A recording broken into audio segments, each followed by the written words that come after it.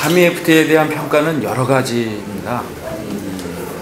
적극적으로 지금 추진을 해야 된다는 국민들도 상당히 많고요. 한미 FTA를 폐기해야 된다는 주장도 있습니다. 그러나 대다수 국민들은 이 한미 FTA를 진행을 하되, 그러나 지난번 국회에서 문제가 됐던 민주당도 그 10+2를 요구하다가 결국 협상 과정에서 마지막에 ISD 재협상으로 다 모아졌거든요. 그리고 그것이 되면 이 협상을 받아들이겠다라는 의사를 쭉 표현을 했고, 실제로 합의문까지 다 작성을 했었죠. 여야 원내대표 간에. 이미 저는 그 자리에 같이 함께 협상을 하면서 서명까지 했던 그런 장본인인데요. 그런 과정을 통해서 ISD 재협상 문제가 이제 쟁점이 됐었죠. 결국 대통령까지 오셔서 ISD 재협상하겠다는 약속을 했고요. 그래서 대다수 국민들은 민주당이 그렇게 마지막까지 문제를 삼았던 ISD 문제에 대해서 재협상을 하면서 보완해가면서 FTA를 추진해라 하는 것이 대다수의 여론인 것 같습니다. 저도 똑같은 입장이고요. 잘못된 부분은 수정해서 가되 이것을 마치 완전하게 무슨 다 뜯어고치지 않으면 폐기하겠다라는 폐기하라라는 여론이 다수인 여론은 아닌 것으로 생각합니다. 이게 민주당이 이제 민주통합당이 요걸 하나 갖고 이제 해놓은 건가요? 또 다른? 그러니까 그게 말바꾸기죠. 말바꾸기가 여러 가지 있습니다. 크게 보면 한미 FTA가 없으면 나라가 큰일 날 것처럼 얘기를 하면서 한명숙 대표, 유시민 대표, 또 정동영 전 의장, 뭐 이런 분들이 다 한미 FTA를 안 하면 안 될 것처럼 얘기를 하다가 지금은 마치 한미 FTA가 되면 나라가 망할 것처럼 을사조약이다 이렇게 얘기를 하면서 말을 바꾼 게 이게 하나 있고요. 또 하나는 김진표 원내대표와 황우려 원내대표 그리고 제가 함께 협상했던 서명까지 했던 내용에는 나머지 민주당이 요구했던 여러 가지 다 받아들이고, 그 다음에 이 마지막 ISD에 대한 재협상만 약속을 받아서 대통령이 하겠다고 그랬어요. 근데 마지막에 했던 그걸 서명을 받아라. 장관의 서명을. 그것도 미국 장관의 서명을 받아라는 것 때문에 깨진 거거든요. 그렇죠. 하겠다는 겁니다. 그건 해야 된다는 거죠. 그것까지 하겠다고 하는데, 그럼 다시 원점으로 들어가서 대통령도 이번에 지금 이미 이 재협상을 위한 위원회 구성이 되고 있어요. 그러니까 이걸 가지고 또 말 바꿔가지고 그거 갖고 안 된다라고 하는 거는 국민들이 평가를 해야죠. 저는 시민단체에서 요구하는 것과 당이 요구하는 것은 상당 부분 다를 수 있다고 봅니다. 시민단체는 서명하게 요구할 수 있는 거죠. 그러니까 당의 요구는 그게 아니잖아요. 그럼 도대체 민주당의 요구는 뭐냐 이거죠. 뭘 어디까지 재협상해야지 그냥 넘어가겠다는 건지 분명하지 않아요.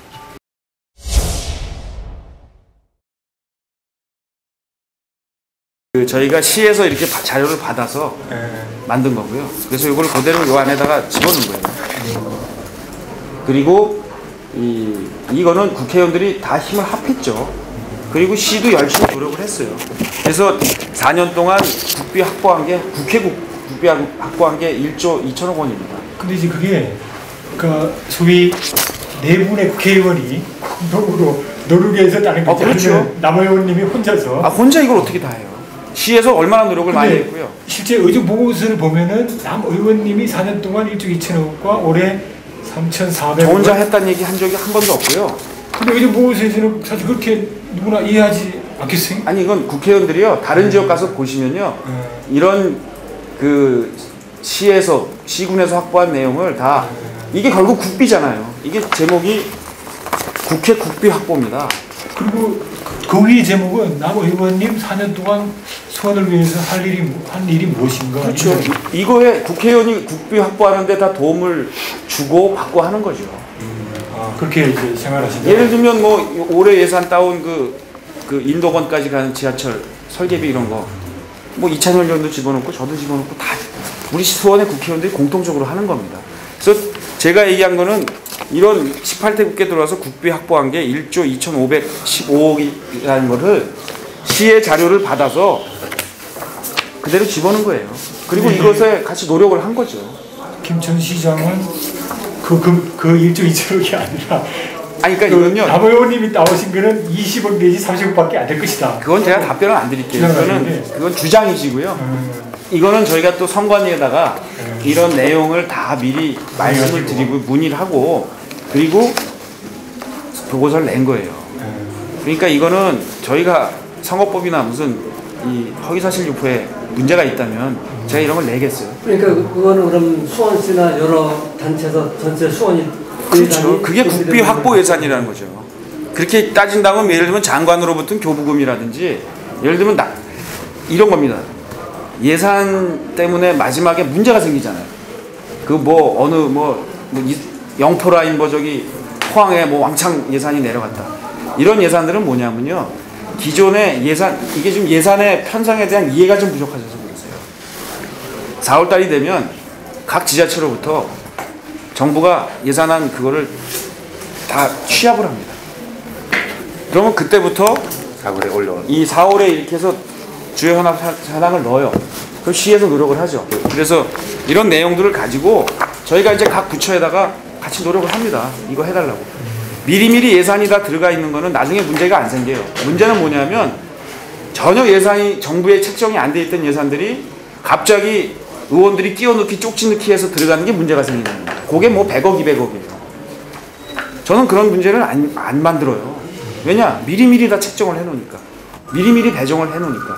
그래서 그 액수가 다 이 안에 들어가 있다는 거죠. 1조 2천억 4년 동안 이제 그 4개 국회의원들과 시에서 이제 공동으로 컨소시엄을 이뤄서 했는데 그 중에서 그 남 의원님의 지역구는 8달에 얼마 정도나 그건 따로 좀 뽑아봐야겠는데요. 저는 계략적으로 그러고 나오는 건 없나요? 예, 그거는 좀 뽑아볼게요. 근데 저는요, 아니 잠깐, 수원의 국회의원이고요. 수원의 전체 일을 하기 위해서 하는 겁니다. 그래서 시에다가 살림살이를 하시라고 국회의원들은요, 국비를 따다 시장님께 드립니다. 국회의원들이 옛날에처럼 무슨 도로 놔주고 다리 놔주고 이런 게 아니잖아요. 그렇기 때문에 저희는 어머니와 같은 지자체 장에게 돈을 드리면 그 돈을 가지고 시장과 잠깐만요. 시장과 이 시의원들이 모여서 이 예산 분배를 하는 거예요. 그런 과정 속에서 8달구에 배분되는 게 있고 다 같이 쓰는 게 있으니까요. 그래서 한 4년 동안 그건 제가 다시 파악해 볼게요. 4년 동안 그래도 시에서 8달구는 얼마 정도가 투입이 돼서 그거 한번 저희가 파악해 보겠습니다. 국민들한테 활용될 수 있다 이렇게 그 보고는 받았을 거 아니에요. 그건 저희가 파악을 해볼게요. 예. 그건 아직 파악이 안 됐다. 아니 그러니까 설명을 드릴게요. 그거 저는 자꾸만 약간 이해가 좀 이해의 축이 다른 것 같아서 그런 말씀을 드리는 겁니다. 저는 수원의 국회의원입니다.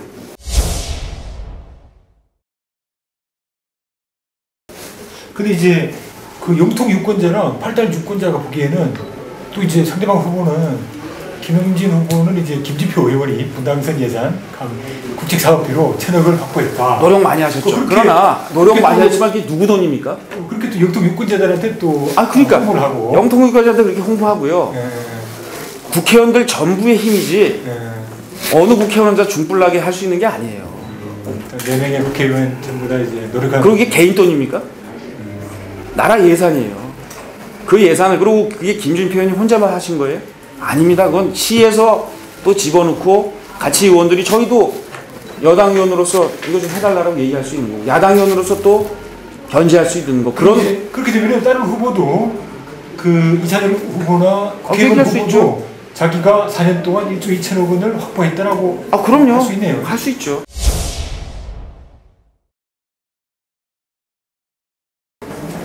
국민들이 저희들 만나면 정치인들한테 싸움박질 좀 그만하고 스스로 이권은 좀 그만 챙기고 국민들 위해서 일하라는 게 똑같은 말씀이세요. 그래서 또 국민들이 많이 어렵습니다. 그래서 솔선수범을 국회의원들이 해야 된다고 보고요. 그런 의미에서 세비 삭감, 인원 정수 줄이고 그다음에 연금을 폐지하는데 그냥 폐지하는 건 아닙니다. 세금으로 주는 연금은 폐지하겠다는 거고요. 국회의원들끼리 서로 돈을 모아서 어려우신 선배님들 도와드리고 자기 미래를 위한 이 저축을 해나가는 것 이런 것들은 국회의원 돈으로 하는 건 하자. 다만 세금으로 하지 말자는 그런 취지.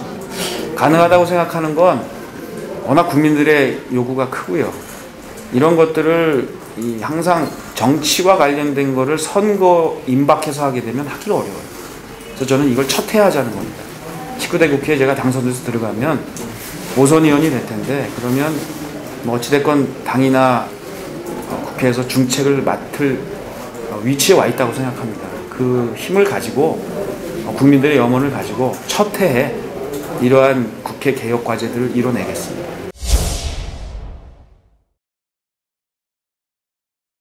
그러니까 김영선 시장님은 뭐 행사장에도 뵀고 여러 번 뵀는데요. 김영선 시장님과 관련돼서는 제가 이미 말씀드린 대로 그분이 판단하실 일이었고, 그분이 판단대로 출마를 안 하시는 걸로 결정을 했으면 그대로 존중하면 될 일입니다. 저는 뭐 크게 거기에 대해서 말씀드리는 게 없습니다.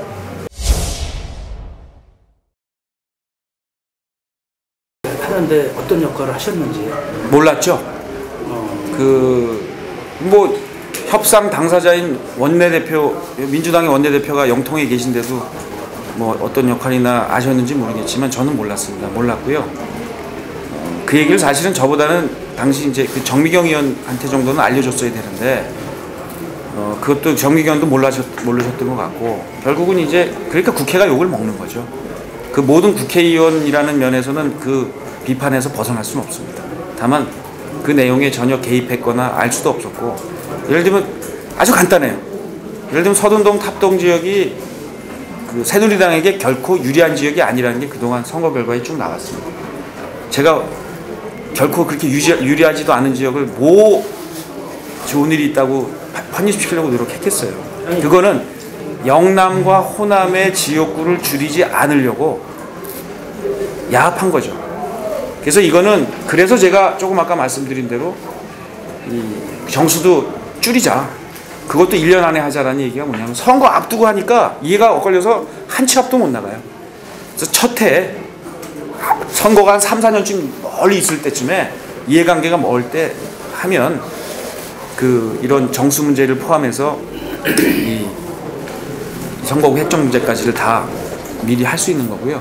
그래서 저는 대안으로서 이거를 제가 주장을 하고 이미 그 맹영교 행정안전부 장관하고도 얘기를 한 거지만, 사실 이 사건 터지기 전에 한 겁니다. 수원이 지금 2014년이 되면 인구가 130만이 됩니다. 소매실지구 들어오고 광교지구 들어오면, 그러면 4개 구청 가지고는 힘들다. 그래서 5개 구청으로 구청을 하나 늘리자는 얘기를 해오고 협의를 해오고 있거든요. 그렇게 되면 아예 근본적으로 구를 조정해서 구를 하나 더 만들면 지금 벌어지고 있는 이런 일들을 미연에 방지할 수 있고, 아예 국회의원이 근본적으로 한 명이 늘어나게 됩니다. 경기도 문화전당의 문제는 많이 알고 계시죠? 뭐 아주 자세는 모릅니다. 이제 20년이 지나면 수원시에다가 소유권을 이전을 해주게 돼 있는데 네. 지금 안 해주고 있거든요. 근데 거기에 이제 농생동 부지가 제기가 돼서 거기에 일부하고 아마 바꾸는 걸로 저는 알고 있거든요. 그건 뭐 저는 지사님한테 전혀 들은 바가 없습니다. 아니 뭐 협의를 했어요. 협의했고 저 김우수 지사가 대형시장한테 제의한 걸로 알고 있습니다. 그건 뭐 제가 확인되지 않은 얘기를 가지고 어떻게 얘기할 수는 없네요. 그렇게 만약에 이래서 그렇게 맞바꿨을 경우에는 서른동은 동민들이 원하는 것이 많이 부족할 수도 있다. 근데 뭐 가정을 가지고 지금 얘기하기는 적절치 않고요. 저는 지사께서 한 번은 확인해 주시고요. 그럼 보도자료 한번 내주세요.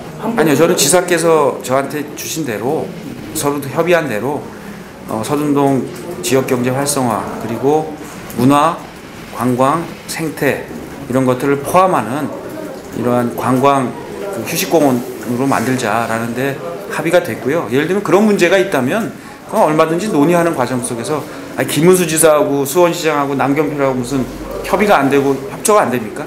얼마든지 협조해서 윈윈하는 방법 찾아낼 테니까 너무 걱정하지 마십시오. 39억 이번에 재산 등록했고요. 그 정도 항상 유지하고 올해는 조금 늘어났어요. 근데 뭐 제가 빚도 지고 뭐 이러다 보니까 전체적으로는 조금씩 줄어들다가 올해는 39억 정도 됩니다.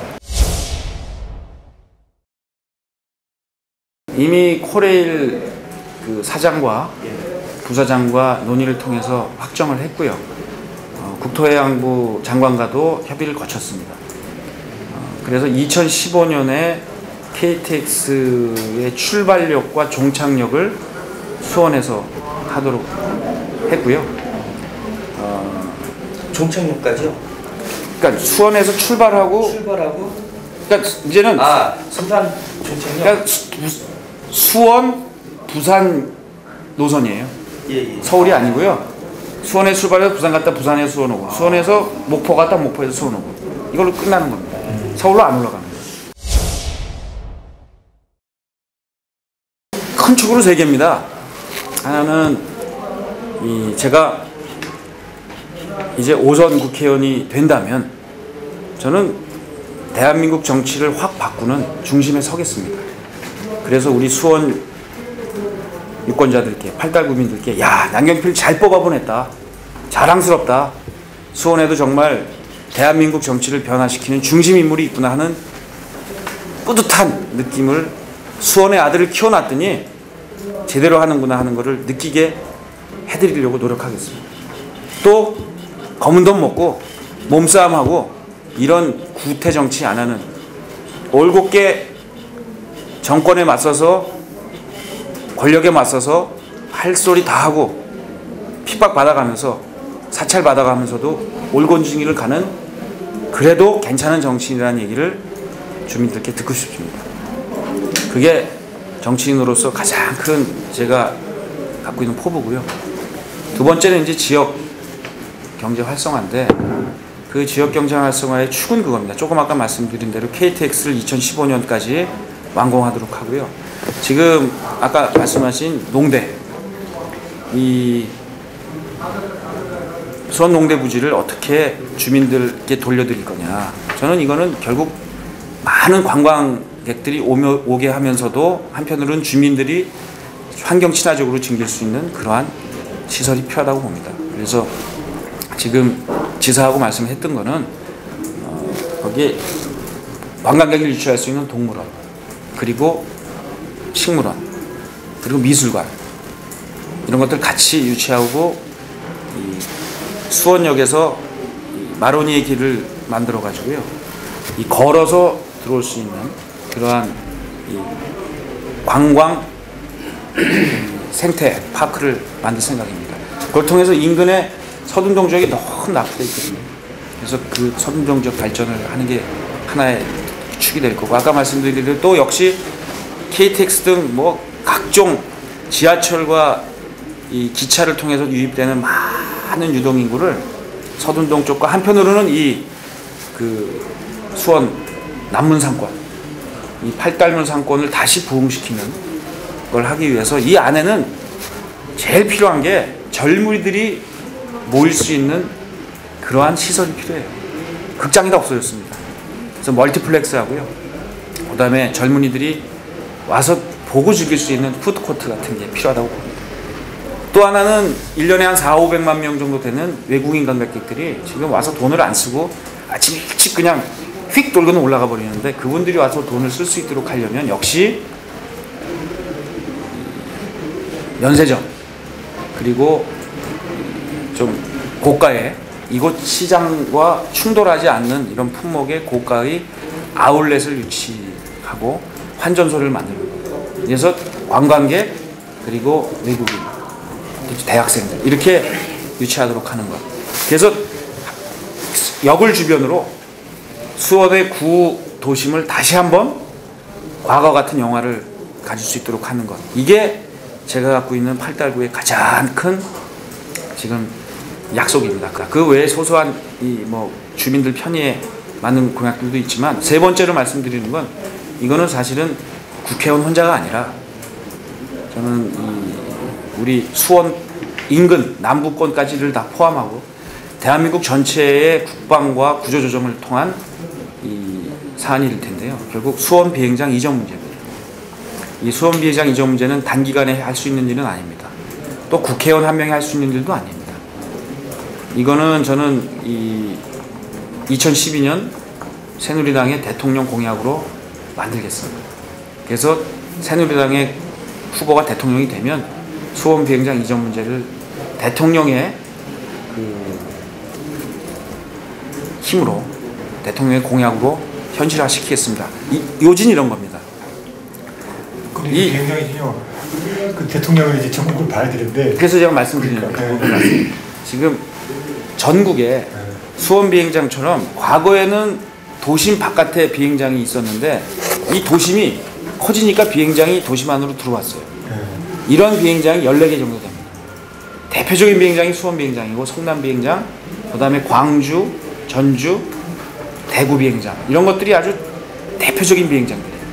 이것 때문에 입는 피해를 받는 분들이 한 줄잡아 900에서 1000만 명 정도가 피해를 보고 있습니다. 그럼 대통령은 이 피해를, 국민들의 피해를 최소화하고 이것을 경제 활성화를 시키고 그러면서도 국방에 약할 오지 않는 지혜를 짜내야 돼요. 그게 바로 여러 비행장들의 구조조정입니다. 그래서 없앨 수 있는 건 없애고, 그리고 대체 부지를 만들어서 도심 바깥에 아주 현대 시설의 입지를 가진 그런 비행장을 만들어서 국방도 키워주고 주민들 편의도 만들어주고, 거기에다가 수원 비행장 이전해 보세요. 저 땅은 대한민국의 미래 성장 동력을 거기다 넣을 수 있습니다. 비용이요? 그 개발 계획을 잘 짜면 거기서 나오는 비용으로 얼마든지 앞으로의 더 현대화된 시설을 만들어낼 수 있습니다. 이거는 대통령께서 국방부 장관과 기재부 장관과 산자부 장관, 이런 사람들을 다 모아놓고 이건 TF팀을 구성을 해서 전체적인 대한민국 비행장의 구조조정 속에서 이뤄내야 될 일이고요. 그 약속을 저는 하겠다는 겁니다. 그리고 그 첫 번째가 수원 비행장 이전 문제가 될 겁니다. 장점은 저는 다른 분들의 말을 잘 들으려고 해요. 그리고 제가 틀렸다고 생각하면 곱씹어보고 고집하지 않고 바꿉니다. 그래서 그러한 좀 유연한 태도가 저의 장점인 것 같고요. 단점은 아무래도 양면이에요. 좀 어떤 분들은 강하게 대응하고 강하게 밀고 나가고 강하게 주장하고 하라는 말씀을 많이 하시거든요. 그러면서 좀 유유부단해 보인다, 유약해 보인다는 얘기를 하세요. 그게 저희가 볼 땐 장단점, 정치인으로서 장단점이 양면이 있는 것 같습니다. 그러나 저는 그래도 정치인은 국민의 말에 귀 기울이고, 제가 정치하면서 가장 항상 마음속에 넣고 다니는 게 뭐냐면, 남경필, 너는 틀릴 수 있다. 저는 민주주의의 기본은 내가 틀릴 수 있다는 걸 인정하는 데서 시작된다고 봅니다. 나 혼자 결정하는 것보다 우리 둘이 만나서 토론해서 결정하는 게 더 옳을 수 있고, 셋, 넷, 다섯, 백, 그게 온 국민이 투표를 해서 결정하는, 그게 나 혼자 주장하는 것보다 옳을 수 있다는 것을 인정을 해야 민주주의가 성립이 되고 다수결이 성립이 되는 거거든요. 그런 면에서는 그 시작은 남경필 네가 틀릴 수 있고 다른 사람 말이 옳을 수 있다는 걸 항상 가슴에 담고 정치를 하는 것, 이게 중요한 것 같습니다. 그러면은 가장으로서 점수는 몇 점이라고 생각하세요? 낙제점에서 왔다 갔다 한다고 생각합니다. 마이너스는 아니고요? 뭐 낙제점이 이제 마이너스 들어가는 거잖아요. 뭐 앞으로 토론 일정이 많이 있을 거예요. 그때 이슈로 제기를 하시면 얼마든지 토론하겠습니다. 그게 1대1이 아니고 그냥 뭐 토론했을 경우에는 뭐 무소속도 있을 거고 제3당도 있을 것인데, 뭐 아마 3분 정도일 텐데요. 네, 그러니까 그건 좀 맞짱 토론이 아니고 토론에 대한 제의고, 하여튼 아니면 둘이 어디서 뭐 홍제언론협회에서 해가지고 그 부분에 대해서는 서로가 할 얘기가 상당히 많을 것 같아요. 자기 본인도 이제 보좌관 출신이라 할 얘기를 많이 쏟아냈거든요. 네. 그런 부분에서도 우리 남 후보님도 많이 쏟아내야 될 얘기들도 많을 것이고, 그래서 저희 홍제가 기회가 된다 한번 제의하면 응할 수 있나요? 검토해 보겠습니다만, 그때 나중에 선거도 기간 들어가면 얼마든지 지금 그 토론할 시간이 있거든요. 공개적인 토론입니다. 그것도 무슨 뭐 감춰놓고 하는 게 아니고 후보들 간에 그냥 무한 맞짱 토론이니까 그때 하겠습니다. 지금 유권자들 한 분 한 분 만나서 인사드리는 게 저한테 정말 급한 일입니다.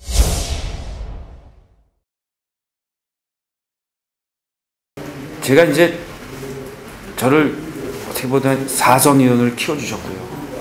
이제 5선에 도전하는 상황입니다. 이제 어르신들이 야 지역도 좀 챙겨라 이런 말씀 많이 하세요. 제가 겸허히 받아들입니다. 부족했던 점 있었습니다. 그리고 뭐 해놓은 게 뭐 있어 이런 말씀 하시거든요.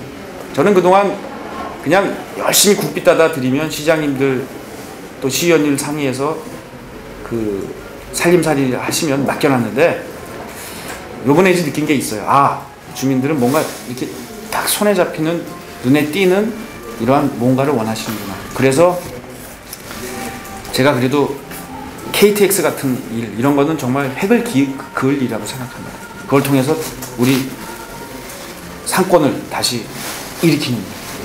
이거 하는 일에 제가 중앙정치도 앞으로 열심히 하겠지만 그에 못지않게 우리 지역 경제 살리는데 제가 앞으로 선택해 주시면 최선을 다해서 해내겠습니다. 우리 팔달구에 많이 상대적으로 낙후됐고 상대적으로 힘들어 가시는 우리 시장 상인들과 골목 상인 여러분 그리고 서민들을 위한 그러한 정책과 일들을 해나가는데 최선을 다하겠습니다.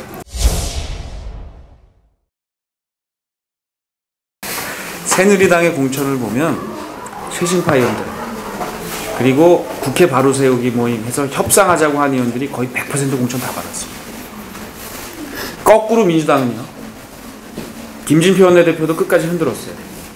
그리고 강병균 또 그 최인기 의원 관료 출신 FTA 협상했던 의원들 공천 다 탈락시켰습니다. 메시지가 뭡니까 도대체? 19대 국회 들어가서 또 싸우자는 거 아니에요? 그 법을 만드시는데요. 아니 협상했던 의원들 공천에서 날리면 다음번에도 또 협상하자고 나오는 의원들은 또 공천에서 날리겠다는 얘기밖에 더 돼요. 민주당의 이번 공천의 가장 문제점은 저는 뭐 여러 가지 지금 얘기가 나오는데 제가 볼 때 가장 큰 문제는 협상파 의원들을 흔들고 정체성이라는 이유를 가지고 망신 주고 공천 탈락시킨 거. 이거는 저는 민주당이 앞으로 두고두고 의회에 오점을 날릴 겁니다.